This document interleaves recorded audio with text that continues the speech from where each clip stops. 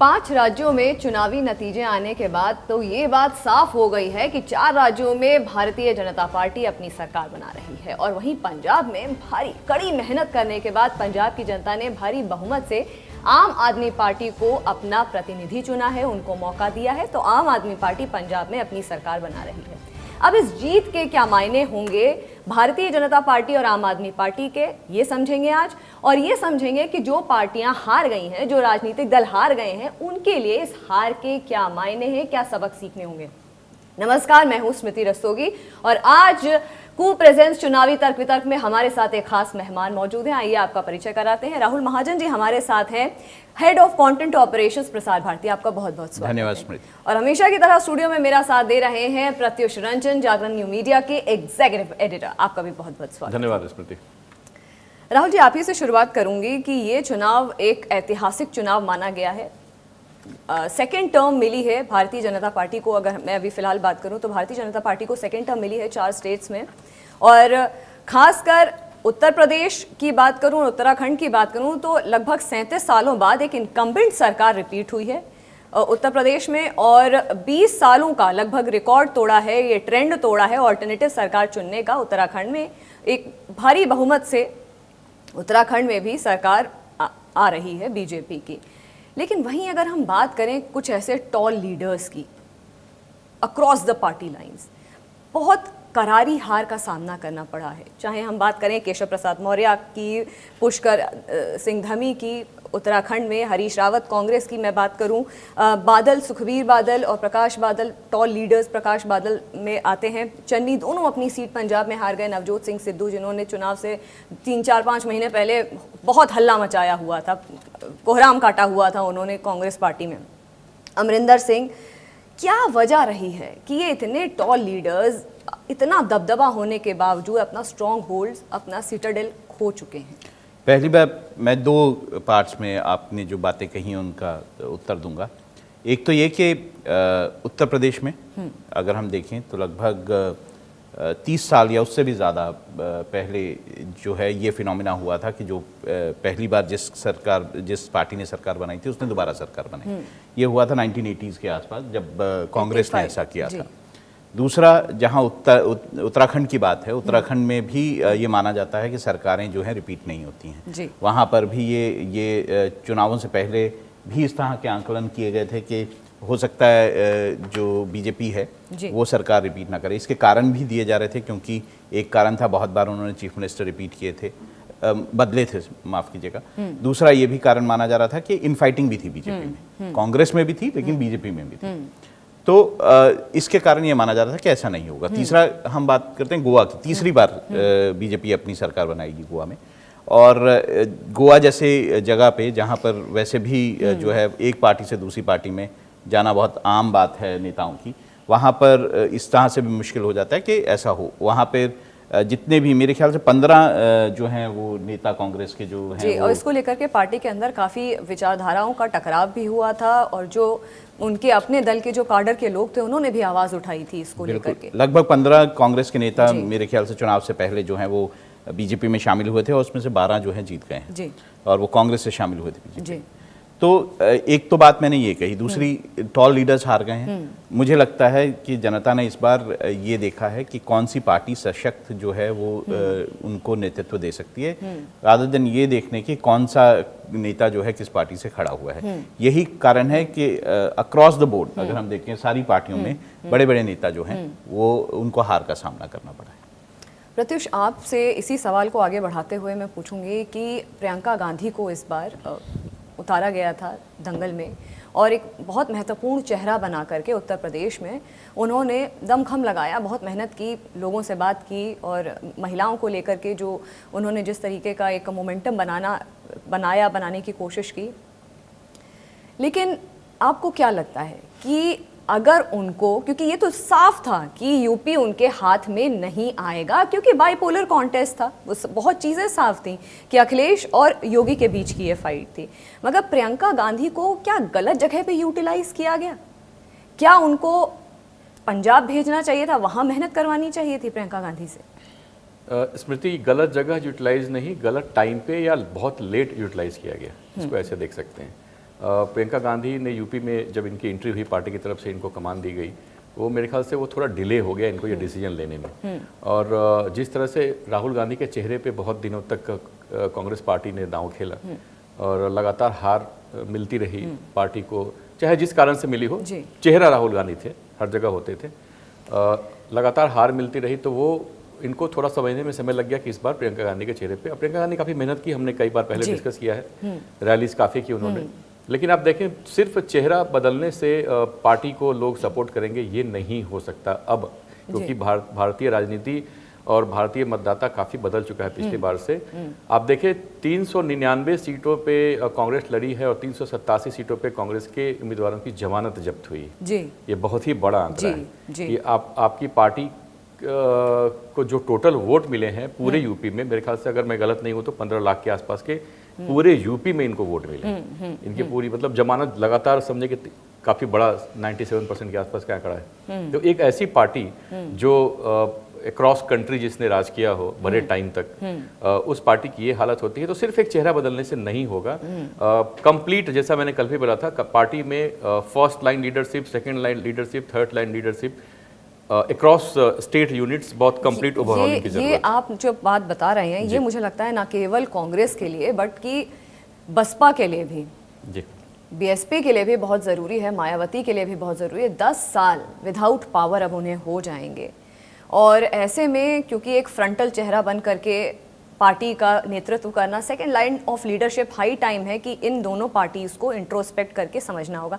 राहुल जी, एक और जो बात जो सामने मैं लाना चाहूँगी, कांग्रेस का कोई पूर्णकालिक अध्यक्ष नहीं है इस वक्त, चुनाव करने में असमर्थ हो रहे हैं, और क्या यही रीज़न है कि पार्टी अब अपना जो अस्तित्व है उसका डामाडोल हो रहा है?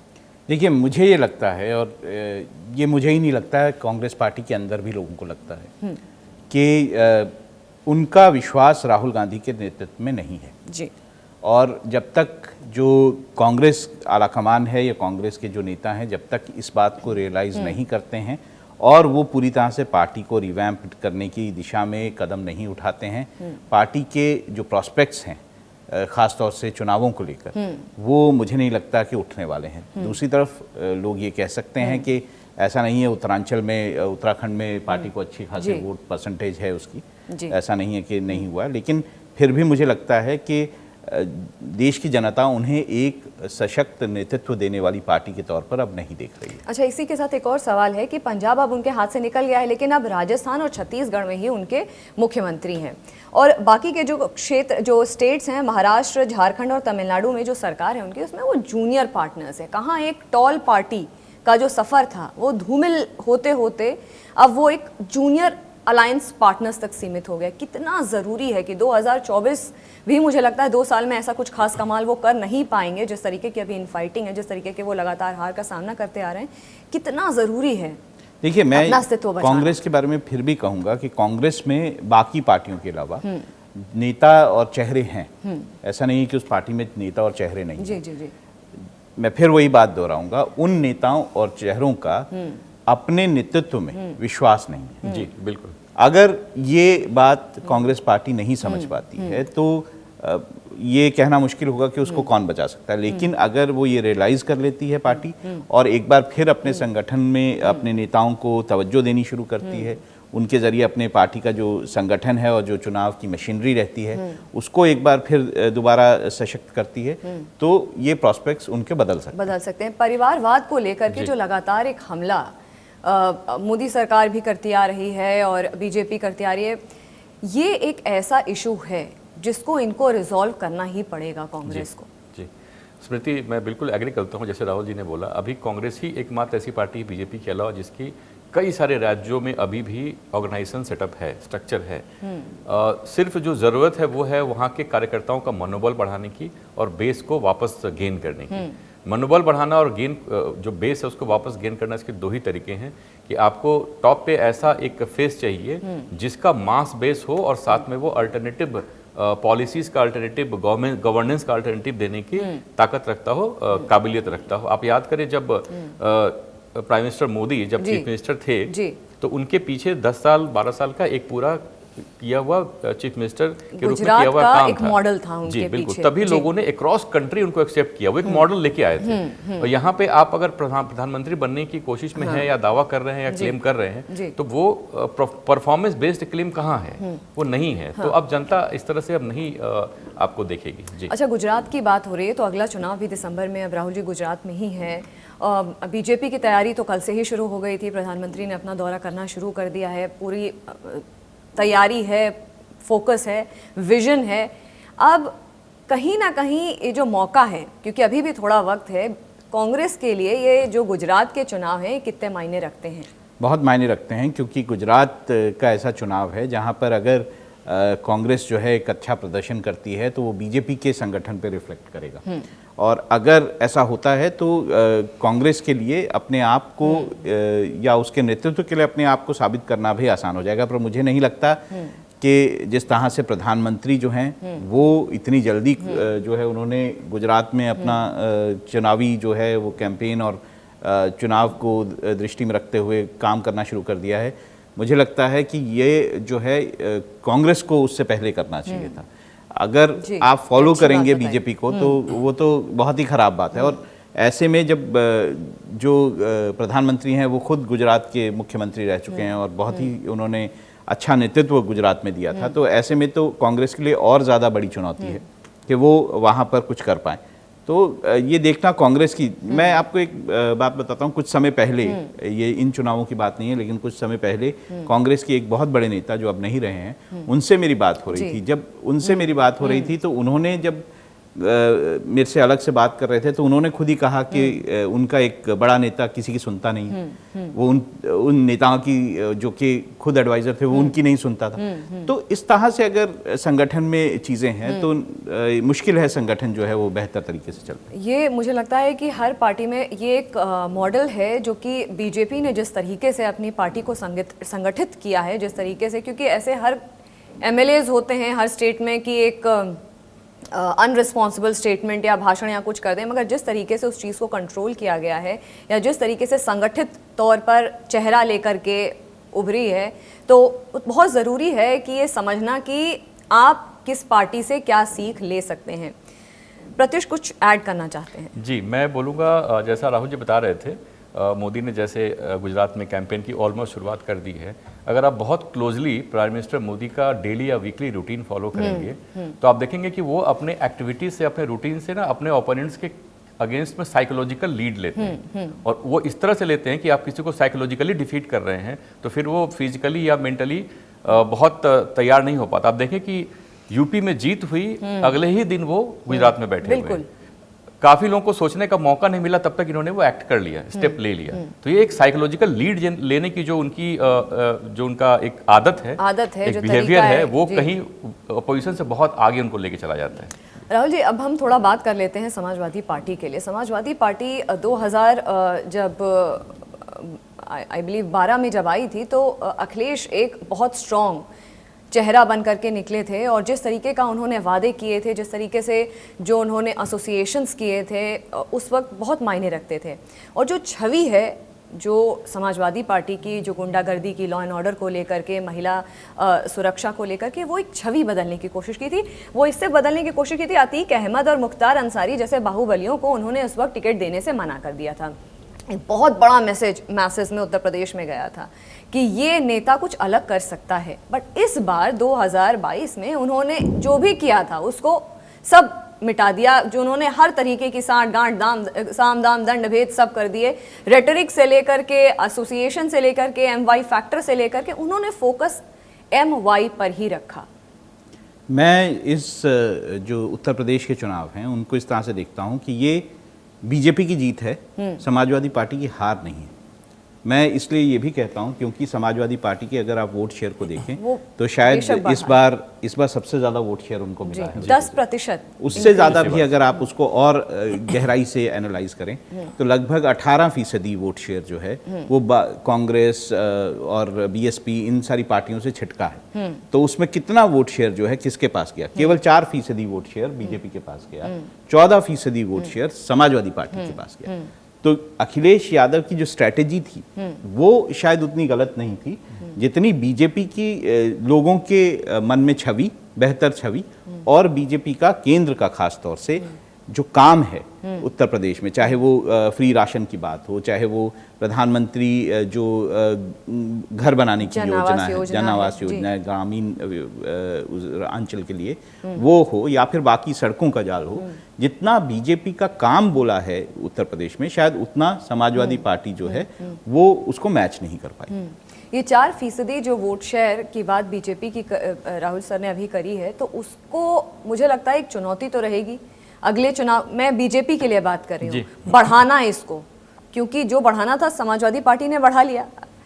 तो ये चुनौती अपना वोट शेयर बढ़ाने की अब बीजेपी के लिए कितनी बड़ी है? देखिए स्मृति, यूपी में जो हुआ इस बार 7वां फेज में, 7वां फेज की एक बिल्कुल अलग अलग कहानी है। मैं और राहुल जी बात भी कर रहे थे इससे पहले।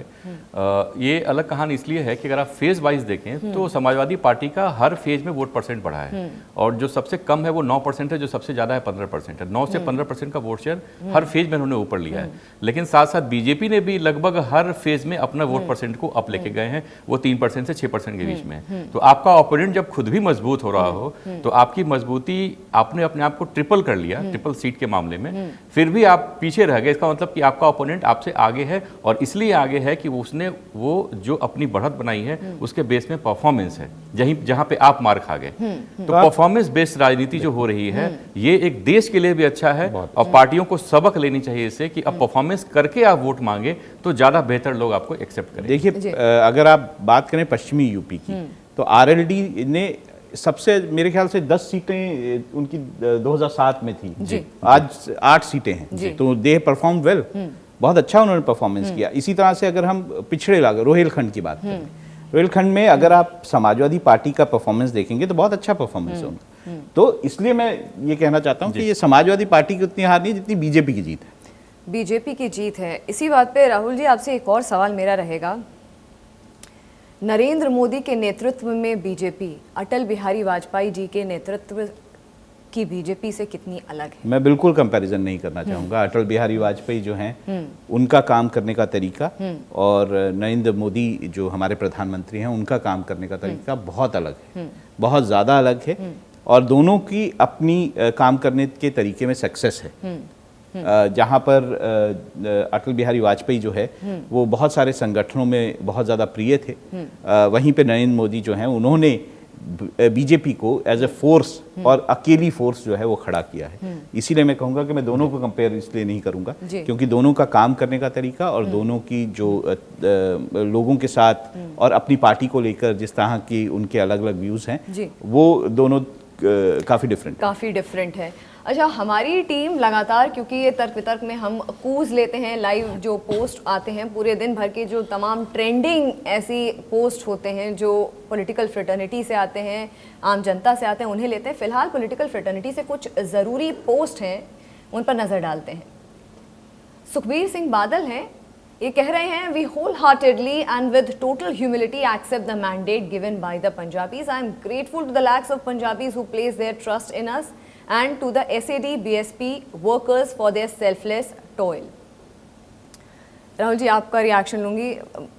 हार है, जरूर है, मुझे लगता है कि अकाली दल ने बीजेपी से अलग होकर सबसे बड़ी गलती की है, और जिस तरह के रिजल्ट हैं वो इसको दिखाते हैं कि शायद बीजेपी और अकाली दल अगर साथ रहते तो नतीजे बेहतर हो सकते थे। मैं ये नहीं कहता कि शायद जीत होती, लेकिन नतीजे काफ़ी बेहतर हो सकते। लेसन्स लर्न्ड में से मुझे लगता है जो ये है वो एक पहला सबक रहेगा। अगला हम को ले लेते हैं, अंशु अवस्थी का है। आदरणीय प्रियंका गांधी जी, कमान सीधे अपने हाथों में लीजिए और जो जिम्मेदार हैं उन पर कार्यवाही कीजिए, जिन्होंने आपके और लाखों कार्यकर्ताओं का भरोसा तोड़ा है। आपका रिएक्शन लूंगे प्रत्युष स्टेट। कमान तो अपने हाथ में यूपी में लिया था इन्होंने, अब ये ज़रूरी है कि पार्टी का ओवरऑल कमांड, लेकिन फिर भी इनके हाथ में ना देके मैं फिर कहूँगा कि फाइंड अ फेस जिसका एक्सेप्टेंस जो है अक्रॉस कंट्री हो, सिर्फ वो एक परिवार से आता हो, ये आप फिर उसी में फंसेंगे तो फिर वही चीज़ें रिपीट होंगी। तो एक ऐसा चेहरा ढूंढे एक्सेप्टेंस जिसके क्रॉस कंट्री हो, और फिर वो ज़्यादा बेहतर मुझे लगता है कर पाएंगे। कांग्रेस में ऐसा पहले हो चुका है। जी बिल्कुल। और अगला जो हमारे पास पोस्ट है वो है चंद्रशेखर आज़ाद का। ये जनता के जनादेश को स्वीकार कर रहे हैं और बहुजन समाज को धन्यवाद कर रहे हैं। गोरखपुर अर्बन से जो मुख्यमंत्री योगी आदित्यनाथ का जो गढ़ था 1999 से, वहां से उन्होंने उचित समझा कि वो सीधे मुख्यमंत्री को ललकारेंगे। कामयाब तो हो नहीं उसका रिजल्ट भी यही जी। हुआ कि उनको मेरे ख्याल से बहुत ही कम वोट मिले हैं, 7,000 के आसपास 7,000 के आसपास वोट मिले हैं। उसका रिजल्ट ये था। मुझे लगता है कि कहीं ना कहीं समाजवादी पार्टी और इनका कुछ बिहाइंड द सीन वो रहा होगा अंडरस्टैंडिंग कि किस तरह से बीजेपी के पब्लिसिटी वोट स्टंट तो नहीं था कहीं कि ऐसे ये- ही हम छोटा शॉर्टकट हम ये परसेप्शन की लड़ाई थी। अच्छा। मैं इसलिए बोलूंगा परसेप्शन की लड़ाई कि मुख्यमंत्री के उसमें मजबूत मुख्यमंत्री के मजबूत चेहरे के खिलाफ आप खड़े हो रहे हैं, तो ये सिर्फ और सिर्फ जीतने के लिए नहीं, एक परसेप्शन की लड़ाई है। जैसा कि केजरीवाल ने मोदी के खिलाफ 2014 इलेक्शन में लड़के किया था, ये एक परसेप्शन की लड़ाई कि हाँ मैं आपके सामने खड़ा हो सकता हूँ, ये इतना ही मैसेज था। अच्छा। अगर हम बात कर लें कि उन चेहरों की जिनको लेकर के इस बार खासकर अखिलेश दंगल में उतरे थे, चुनावी दंगल में उतरे थे, और जिस तरीके से स्वामी प्रसाद मौर्य जिन्होंने बीजेपी से अलग होकर के समाजवादी पार्टी में जाना उचित समझा, ये खुद हार गए। राहुल जी। बड़ा सिंपल सा मैसेज है कि जिस जो बातें की जा रही थी कि नॉन यादव ओबीसी जो है उसके नेता छिटक के पार्टी से अलग हो गए हैं और उसके कारण जो है वो तबका जो है पार्टी बीजेपी से अलग हो जाएगा, वो बिल्कुल नहीं हुआ है। तो साफ है कि जैसे प्रत्युष कह रहे थे कि ये वोट जो है जनता ने जातिगत आधार पर नहीं दिया है, ये काम के आधार पर दिया है। और बहुत ही अच्छा है भारतीय लोकतंत्र के लिए कि अगर जनता जो है काम पर वोट देगी और ना कि जातिगत आधार पर वोट देगी, तो ये जो है सबसे अच्छा फिनोमेना हो सकता है भारतीय राजनीति। ये बहुत अच्छी बात बताई कि अगर जातिगत मुद्दे मतलब जातिगत से उठ करके अगर मुद्दों की राजनीति की जाए तो वो ज़्यादा बेहतर विकल्प ना केवल आपके लिए होगा बल्कि आप पार्टी का काम भी दिखा सकते हैं। प्रत्युष, एक और इसमें बात ऐड करूंगी कि फोकस किया MY फैक्टर पे, मुसलमान और यादव फैक्टर पे, उन वोटर्स पे। कहीं इस चक्कर में वो हिंदू वोटर्स को तो नहीं भूल गए जिनकी वजह से वो बीजेपी जीत गई और वो हार गए?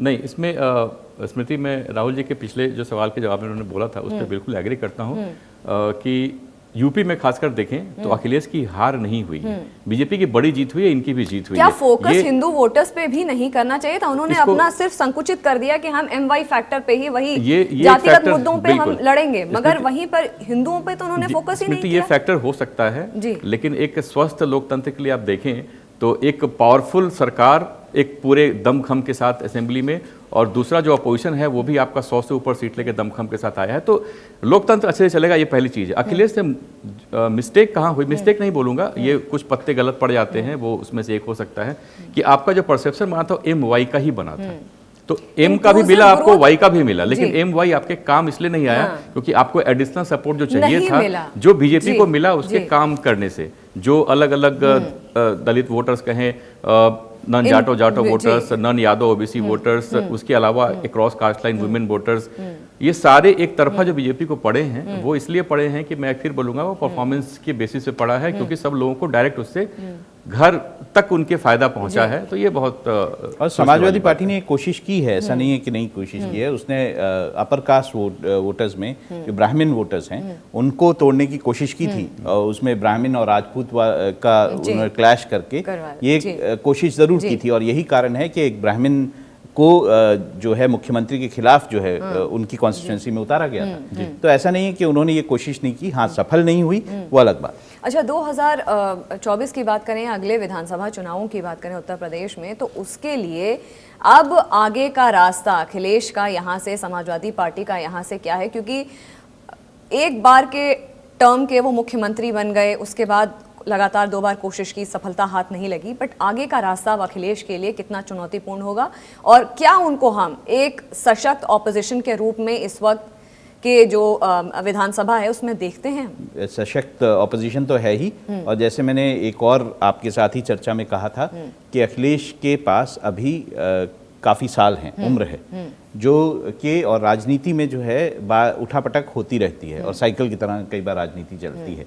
तो ऐसे में ये मानना कि अखिलेश दोबारा कभी मुख्यमंत्री नहीं बनेंगे, ये मेरे ख्याल से सही नहीं होगा। लेकिन ये मान के हमें चलना चाहिए कि समाजवादी पार्टी आने वाले समय में एक फोर्स की तरह उत्तर प्रदेश में रहेगी। आपका भी मैं रिएक्शन लूंगी प्रत्युष इसी पे। स्मृति, बहुत ही महत्वपूर्ण और बहुत इम्पॉर्टेंट एक अपॉर्चुनिटी है अभी अखिलेश के सामने, क्योंकि वो अभी करहल से जीत के आए हैं और ऑलरेडी सांसद हैं वो। उनके पास अभी कोई एक सीट छोड़ने की बात है कि वो या तो एमएलए रहें या तो एमपी रहें। ये उनका आगे का रास्ता तय करेगा। अगर वापस आप चाहते हैं कि स्टेट की राजनीति में आपका दमखम दबदबा आप बना कर रखें, जैसा कि उन्होंने बोला है कि बीजेपी की सीट घटाने में हम कामयाब रहे हैं, ये उनका मैसेज था कल का। तो अगर और सीट घटाना है तो मेरे ख्याल से उन्हें असेंबली में बैठना चाहिए। और योगी सरकार के लिए असेंबली में बहुत सारी चीज़ें आसान नहीं होंगी, क्योंकि 100 से ऊपर ऐसे अपोजिशन में एक ही पार्टी के लोग बैठेंगे। तो वहाँ पे एक मजबूत विपक्ष की भूमिका निभाएं। लोकसभा सीट को छोड़ के उन्हें विधानसभा में बैठना चाहिए। ये मेरे ख्याल से वो अगर करें तो बहुत ही तगड़ा एक मैसेज जाएगा। जाते जाते मैं आप दोनों से एक और चीज़ पर रिएक्शन लूंगी कि मोदी से लड़ने की बजाय, जो हमारे ही कुछ डिस्कशंस में एक बात निकल के आई कि मोदी फैक्टर से लड़ने की बजाय उत्तर प्रदेश में, या योगी फैक्टर से लड़ने के बजाय अगर वो सिंगल एमएलएज के फैक्टर पर चलें, उनको चुनें, तो शायद आगे का रास्ता अखिलेश के लिए आसान हो सकता है। क्या इस बात पर आप, राहुल जी, आप अग्री करेंगे मेरी? देखिए, जो इस वक्त केंद्र की सरकार है और उसकी जिस तरह की नीतियां हैं, किसी भी दल के लिए उससे चुनाव मतलब मुकाबला करना काफ़ी मुश्किल होगा जब तक कि वो किसी राज्य विशेष में सत्ता में नहीं है।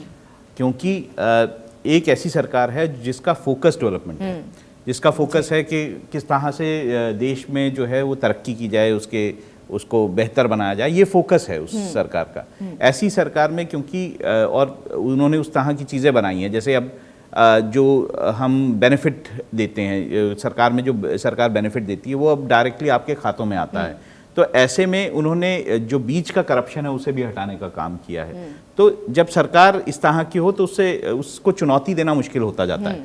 लेकिन हाँ, जहाँ पर विपक्षी दलों की सरकारें हैं, अगर वो भी उस तरह के काम आगे बढ़ाएंगे तो शायद उन राज्यों में जो विपक्षी दल है वो अपने आप को इस्टेब्लिश कर सकते हैं। प्रत्युष, आपका भी रिएक्शन? स्मृति, देखिए, इसको मैं इस तरह से देखता हूँ कि केजरीवाल से यहाँ सीख लेनी चाहिए बाकी पार्टी के नेताओं को, कि वो पहले डायरेक्ट मोदी पे अटैक करते थे, लेकिन बाद में अपने राज्य पे केंद्रित करना शुरू किया, राज्य की बात करनी शुरू हुई और धीरे धीरे अपना पावर बढ़ा रहे हैं। अब वो डायरेक्ट मोदी पर अटैक नहीं करते, क्योंकि देखिए, आप किसी एक अपोनेंट का जो बड़ा फेस, जो प्राइम मिनिस्टर भी है, मतलब उन पार्टी का अपोनेंट बड़ा फेस है प्राइम मिनिस्टर, उस पर आप डायरेक्ट हमला करेंगे तो उससे आपको बहुत का कुछ गेन होने वाला नहीं है। अगर आप अपने जिस क्षेत्र में आप हैं, जिस राज्य में आप हैं, उसकी बढ़ोतरी, उसकी परफॉर्मेंस, उसके ग्रोथ के लिए आप काम करते रहें, आपको स्टेप बाय स्टेप चलना पड़ेगा। अखिलेश को भी यहाँ पे स्टेप बाय स्टेप चलना चाहिए और अभी भी पूरा फोकस यूपी पे करना चाहिए, क्योंकि एक बड़ा मैंडेट उनको भी मिला है। 31% का वोट शेयर कम नहीं होता यूपी से बड़े राज्य में। तो ये बिल्कुल सीधा है कि आप राज्य सेंट्रिक राजनीति करें, सीधे नेशनल पॉलिटिक्स का जो सबसे बड़ा चेहरा है उसके ऊपर सीधा अटैक करेंगे तो आप सिर्फ अटैक करते रह जाएंगे, कोई आपकी बात को सुनेगा नहीं, मानेगा नहीं। मैं एक भी चीज़ और बोलना चाहता हूँ, इन पूरे चुनावों में हमें एक बात और नहीं भूलनी चाहिए कि पंजाब में 13 महिलाएं जो जीती हैं, उनमें से 11 महिलाएं आपकी जीती हैं, जो कि एक बड़ा अपने आप में एक फिनोमिना है, जिसे हमें हमेशा ध्यान रखना चाहिए जब हम एनालाइज करें इन चुनावों को विभिन्न राज्यों में। आज की जो चर्चा थी, डिस्कशन थी, उसमें बहुत कुछ ऐसे टेक अवेज इंटरेस्टिंग निकल करके आए हैं। एक बहुत ही इंटरैक्टिव ये डिस्कशन था, बहुत कुछ सीखने को मिला और ये आशा के साथ कि हमारे व्यूअर्स को भी बहुत कुछ ऐसे टेक अवेज इस डिस्कशन से मिले होंगे। राहुल जी, आपका बहुत बहुत धन्यवाद। प्रत्युष, आपका भी बहुत बहुत धन्यवाद। और इसी के साथ मैं अपने व्यूअर्स से एक बार रिक्वेस्ट करूंगी कि आप कू के जरिए हमसे जुड़े रहिए और हैशटैग का इस्तेमाल करिए और आपके जो भी विचार हैं, जो भी ओपिनियन है, उसमें आप लिखिए और हमें टैग करिए, हैशटैग का इस्तेमाल करिए। फिर से इस बात पर जोर दूंगी और अभी फिलहाल के लिए मुझे दीजिए इजाजत। नमस्कार।